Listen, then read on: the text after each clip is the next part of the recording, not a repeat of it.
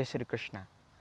आप सभी के बीच में एक वीडियो अपलोड किया था जिसमें सफलता और असफलताओं के बारे में बताया गया था।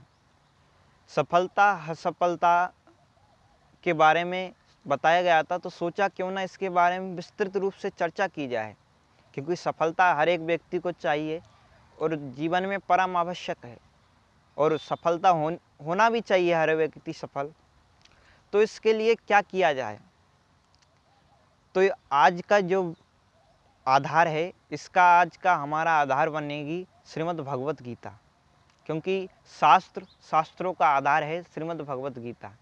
तो श्रीमद् भगवत गीता में 5 सूत्र बताए हैं सफल होने के लिए, तो आज हम उन्हीं के बारे में चर्चा करेंगे। उससे पहले आज के परिवेश में एक छोटा सा सूत्र है जिसे आप जानते हैं, वह है अति वाचालता। जो अति प्रशंसक हैं उनसे दूर रहें। आपने पंचतत्व की कथाओं में सुना होगा, जब हम छोटे थे तो स्कूलों में भी पंचतत्व की कहानियाँ आया करती थी। उस समय एक कहानी पढ़ी थी कि एक वृक्ष के ऊपर एक कौवा बैठा था, उसके मुंह में एक रोटी का टुकड़ा था। पास से एक लोमड़ी जा रही थी, लोमड़ी ने देखा कि ये रोटी का टुकड़ा मुझे मिल जाए, तो उसने कौवे से कहा, कौवे भाई आप बड़ा अच्छा गाते हो, आपकी जो आवाज़ है वो बड़ी मधुर है, मैं आपके मुंह से गाना सुनना चाहती हूँ। कौवे ने जो सुना, इतनी प्रशंसा, उससे रहा नहीं गया।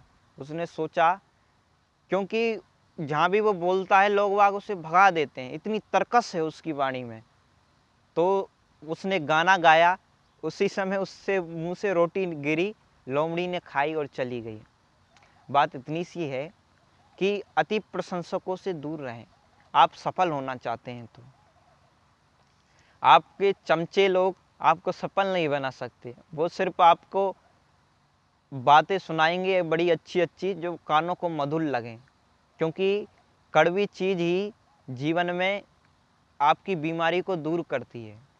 इसीलिए, क्योंकि जो लोग हमारी बुराइयां बताते हैं वो हमारी कमियों को बताते हैं, और जब तक आपकी कमियां आपको पता नहीं चलेंगी, आप दूर नहीं करोगे, आप सफल नहीं हो पाओगे।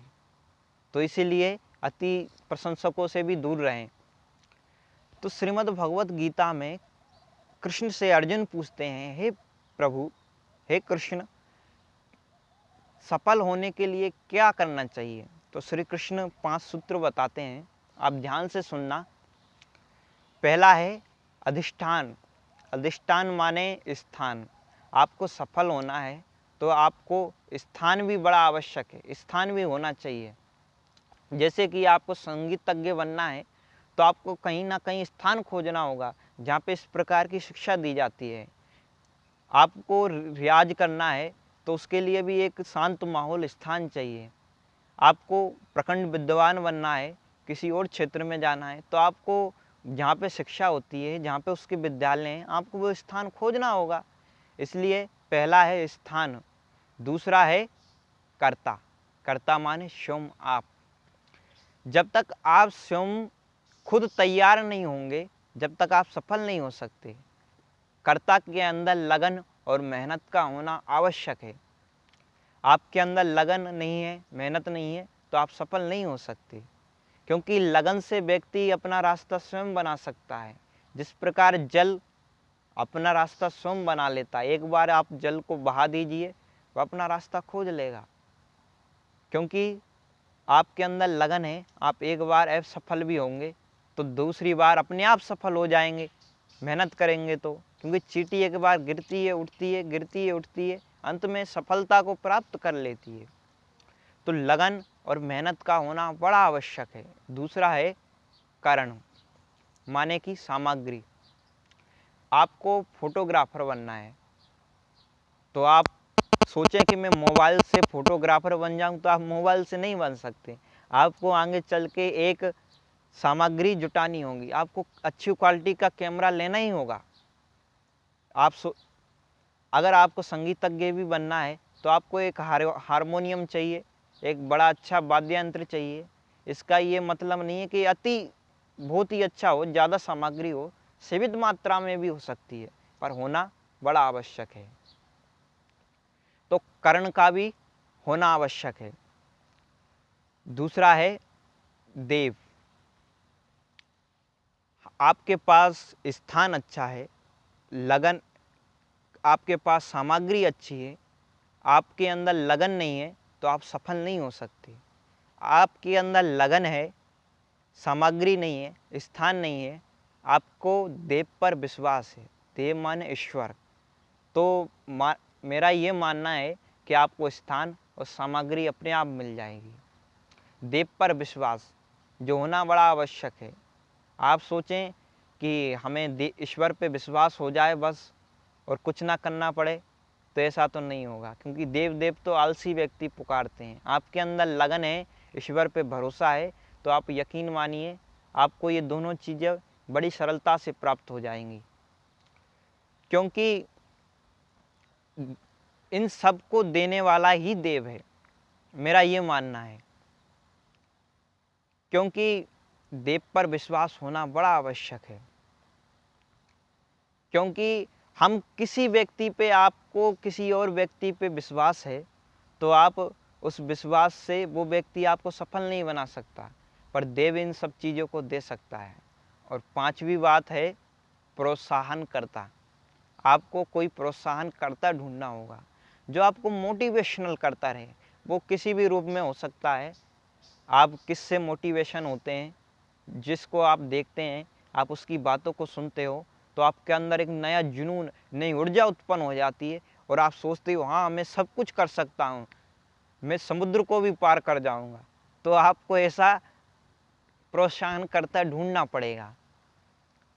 और मेरा मानना है आपके माता पिता, गुरु से अच्छा कोई प्रोत्साहन करता हो नहीं सकता।